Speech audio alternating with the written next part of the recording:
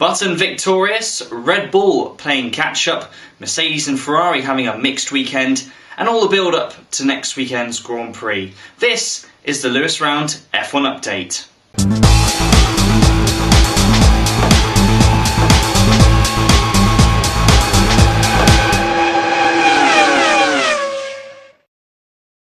So Jenson Button takes a fantastic win in Melbourne for the first race of the new 2012 season. The Brit dominated from the get-go after passing his teammate Lewis Hamilton at the start. Once that happened, he never looked back, and the fact that McLaren were faster than the Red Bulls, probably the biggest surprise of the weekend, many people suggesting that Red Bull still just had the edge. Despite Red Bull having better race pace than it did in qualifying, starting 5th and 6th, it was pretty clear that McLaren still had a bit of pace in the bag if they needed it. So what have we learnt from the first race of the season?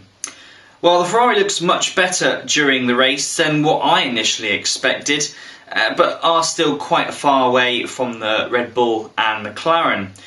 Lotus and Mercedes, they look quick in qualifying, but they fall back in race as well, in the race trim as well. Although with Lotus, unlucky Romain Grosjean having one of those moments in an incident with Pastor Maldonado. He had to retire with a broken track rod. Kimi Raikkonen started 17th, and you're not going to win races from that position. Mercedes struggling with their car on race day. It seemed to me the tyres, they were just wearing out, and surprisingly just didn't have the balance right. Force India struggled at Melbourne as well. Despite Nico Hülkenberg starting 9th, he was forced to retire on the first lap after having a collision with Mark Webber on the first corner.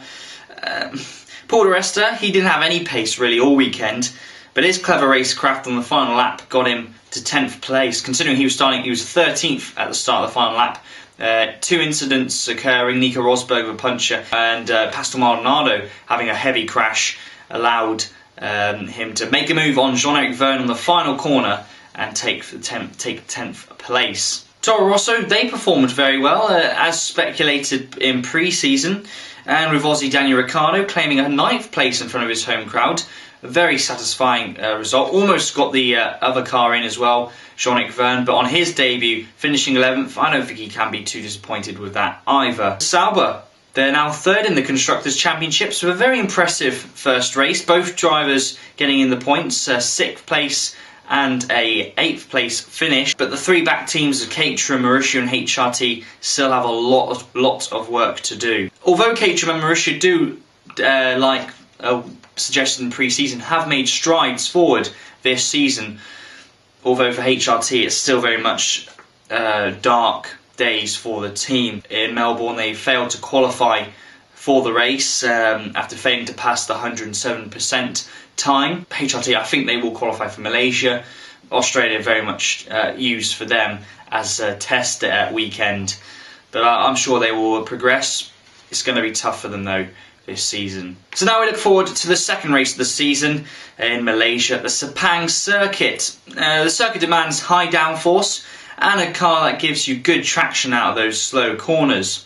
The high temperatures and humidity make it one of the hardest races on the Grand Prix calendar, with drivers expected to lose around 3 to 4 kilos in body weight. And with it being monsoon season as well, you can expect the unexpected heavy rain showers, and that can easily turn a race on its head. The track is a purpose-built race circuit, which means the road is a lot smoother and plenty of runoff, and the different types of corners to the ones we saw in Australia. It couldn't be a further different circuit to the one in Melbourne. Let me tell you now though, Melbourne has given us far more questions than it did answers. I think the gap will be closer in qualifying between McLaren and Red Bull, as the race in Australia has a tendency of making the pack a lot further away than it actually is. So I think it'll be a lot closer at this race, especially in qualifying. I think Mercedes will be extremely quick as well with their super DRS system that a lot of teams have been wanting clarification from, with Charlie Whiting, who's the race director of the series. I think that'll give him a major advantage with the 2 long straights at Malaysia. Also, Kimi Raikkonen, he was caught out in qualifying in Melbourne, and if he can get a good clean qualifying in Malaysia, I reckon he could be strong in the race. Also, what about Williams? Pastor Maldonado, very unlucky, crashed on the final lap. He was sick in Melbourne. Could he get in the mix? And Bruno Senna as well, his teammate. After all, he was right on the back of Fernando Alonso's gearbox for half of the race. I reckon Williams can catch a surprise with the field. I generally believe that. Please comment, rate and subscribe to this channel.